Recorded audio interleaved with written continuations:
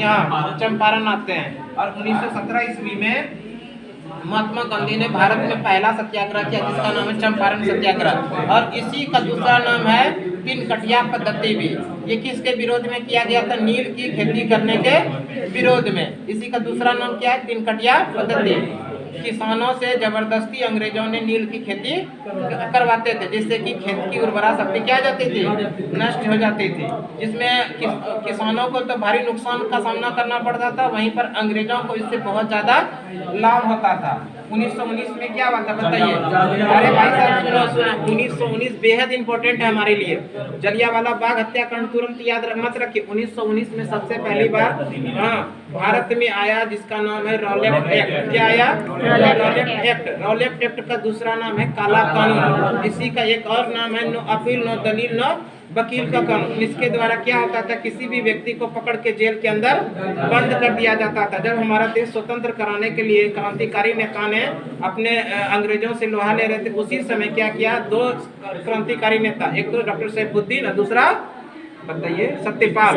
इस दोनों को पकड़ के जेल के अंदर बंद कर दिया। इसी के विरोध में यहाँ के युवाओं ने, यहाँ के लोगों ने जलियांवाला बाग में एक आम सभा आयोजित की गई और उसका डेट फिक्स किया गया 13 अप्रैल को। और 13 अप्रैल 1919 ईस्वी को इसी जलियांवाला बाग के अंदर एक आम सभा चल रही थी और इसी में अंग्रेजों ने क्या किया? जाके चारों तरफ से घेर के जबरदस्ती उसके ऊपर में अंधाधुंध गोली चला दिए। इसी घटना को कहा जाता है जलियांवाला बाग हत्याकांड। ये कब हुआ था? 13 अप्रैल 1919 को। इसी घटना के बाद रविंद्रनाथ टैगोर ने तुरंत सर की उपाधि या नाइट की उपाधि अंग्रेजों को वापस कर दी। और जलियांवाला बाग हत्याकांड की जांच के लिए किस समिति का गठन हुआ बताइए?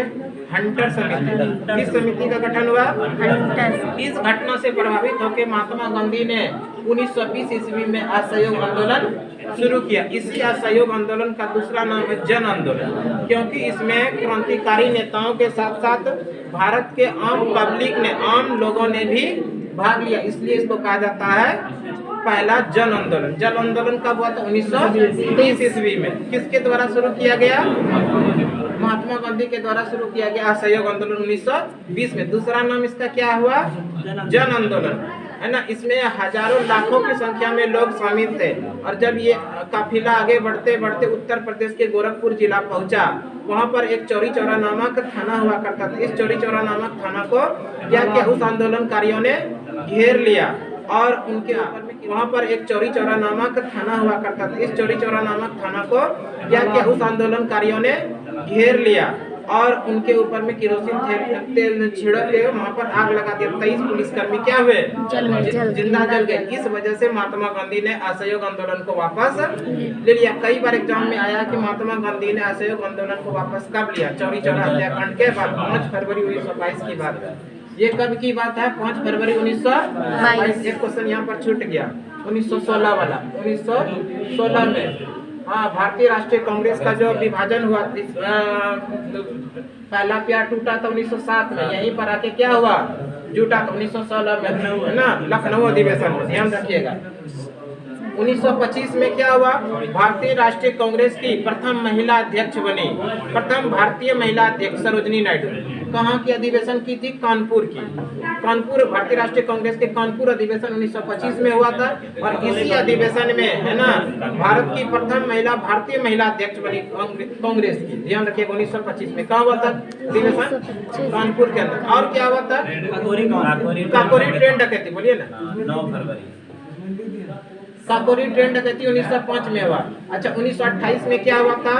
साइमन कमीशन भारत है। साइमन कमीशन को ही व्हाइट मैन कमीशन भी बोलते हैं। क्यों?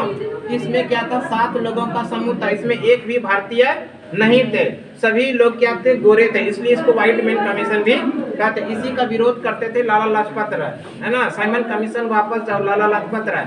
और इसी विरोध के कारण इनके सिर पर लाठी लग गया, जिसके कारण इनका मृत्यु हो गया था, लाला लाजपत राय। साइमन कमीशन वापस जाओ, लाला लाजपत राय। कब आया था? 1928। 1930 में क्या हुआ था बताइए? 1930 में ध्यान रखिएगा।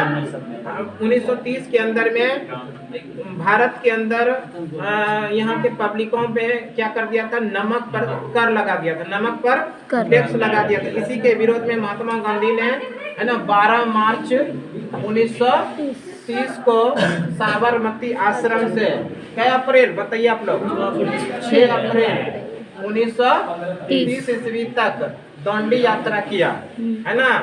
और इस दांडी यात्रा 12 मार्च को स्टार्ट किया साबरमती आश्रम से और पहुंचा तो 6 अप्रैल 1930 ईस्वी को दांडी पहुंचकर दांडी के किनारे समुद्र के पानी से नमक बनाकर नमक सत्याग्रह को समाप्त किया। इसी को बोला जाता है सविनय विज्ञान आंदोलन, दांडी यात्रा। हाँ, नमक कर के विरोध में आंदोलन किया गया। ये कब हुआ था? 1930। इसी में महात्मा गांधी रास्ते में गाना गुनगुनाते हुए जाते हैं।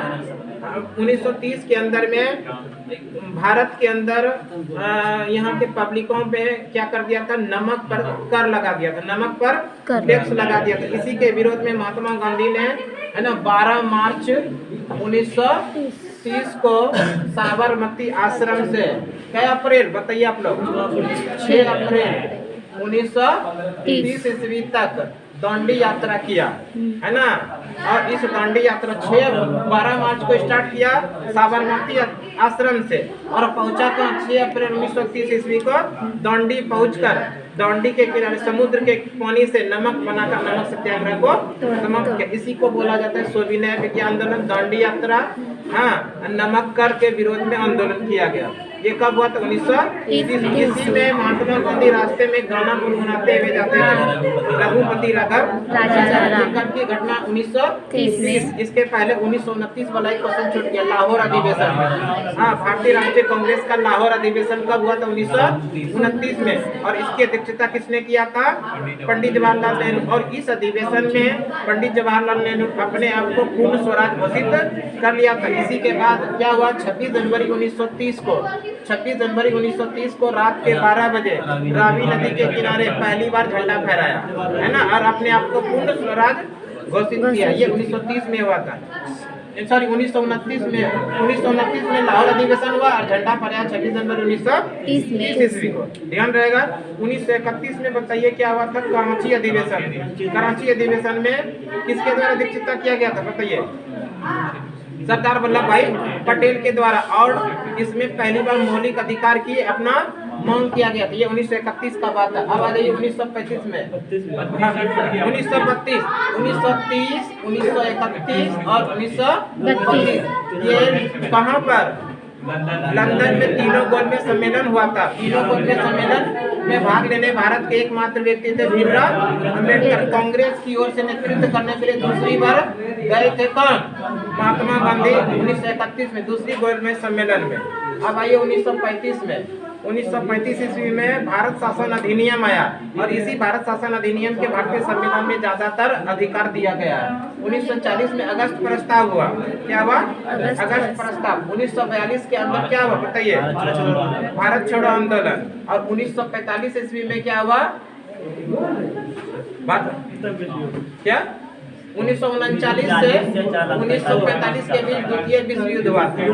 आज इतना ही, आगे कल देख लेंगे इसी में। ठीक है।